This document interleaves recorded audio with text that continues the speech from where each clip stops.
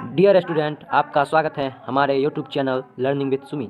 आज हम आप लोगों के लिए सोशल साइंस के महत्वपूर्ण क्वेश्चन और आंसर लाए हैं। चलिए वीडियो को शुरू करते हैं। पहला क्वेश्चन है, यूरेनियम का प्रमुख उत्पादक केंद्र है। इसका आंसर है जादूगोरा।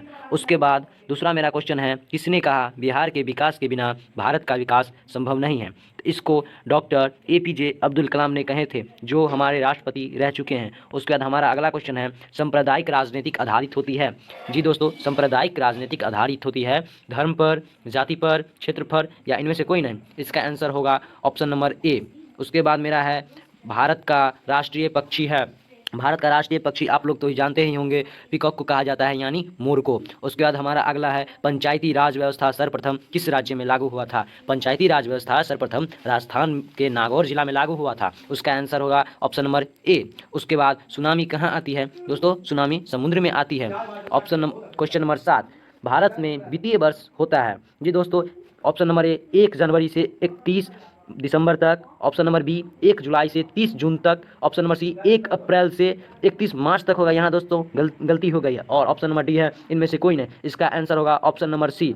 उसके बाद है 8वां नंबर, इनमें से कौन बीमारू राज्य है।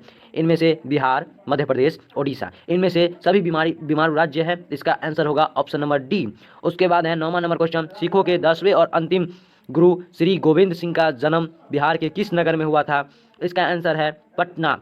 पटना के पटना साहिब स्थान है, वहाँ इनका जन्म हुआ था। वहाँ बहुत बड़ा गुरुद्वारा भी है। उसके बाद हमारा क्वेश्चन है 10, वर्तमान में नेपाल की शासन प्रणाली क्या है।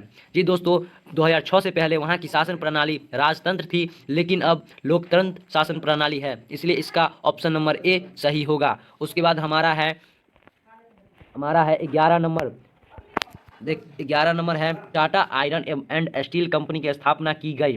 टाटा आयरन और स्टील कंपनी झारखंड राज्य में पड़ता है और इसका स्थापना जमशेदजी टाटा के द्वारा किया गया था, जो कि सन 1907 में किया गया था। उसके बाद 12 नंबर है, निम्न में से किसको प्राथमिक क्षेत्र कहा जाता है। इसमें प्राथमिक क्षेत्र, सेवा क्षेत्र, कृषि क्षेत्र तथा औद्योगिक क्षेत्र, इनमें से कोई नहीं। तो इसमें कृषि क्षेत्र को सेवा क्षेत्र कहा जाता है, प्राथमिक क्षेत्र कहा जाता है। उसके बाद मेरा 13 नंबर है, सूचना का अधिकार अधिनियम कानून कब लागू हुआ था। इसका 2004, 2005, 2009, 2007, इसमें 2005 को सूचना का अधिकार का नियम लागू हुआ था। तो 14 नंबर है, चावल है, खरीफ फसल, रबी फसल, जायद फसल, इनमें से कोई नहीं। तो चावल एक खरीफ फसल होती है। उसके बाद 15 नंबर है, किसने कहा संसाधन होते नहीं बनते हैं। जी दोस्तों, संसाधन होते नहीं बनते हैं, इनको कहने वाले हैं जिम्मरमैन। उसके बाद 16 नंबर है, भारतीय जनता पार्टी की स्थापना कब हुई। भारतीय जनता पार्टी को ही हम BJP कहते हैं और इसका स्थापना 1980 में हुई थी।